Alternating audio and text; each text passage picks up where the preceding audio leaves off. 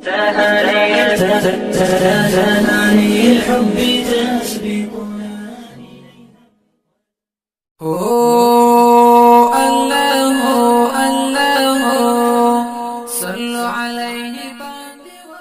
بسم الله الرحمن الرحیم. حامد و مصلی.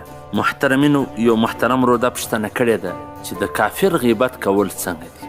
علامه مفتی خالد سیف الله الرحمانی صاحب په خپله فتاوا کتاب الفتاوا جلد نمبر 6 صفحه نمبر 298 هغه لیکلي دي چې بلا ضرورت غیبت کول مطلقا منع دي، که د هر چا وي، که مسلمان دی او که کافر دی. څنګه چې د مسلمان عزت او ابرو قابل احترام ده، دغسې د کافر ده هم.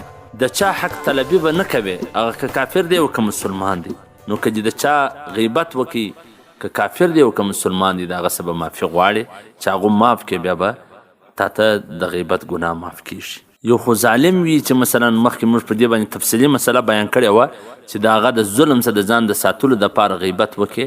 هسې غیبت کول د هیڅ چا ده نه دی جایز، هغه که کافر وي او که مسلمان وي. والسلام. ستاسو د دیني پوښتنو ځوابونکی مولوي عبدالرحمن سمین صاحب.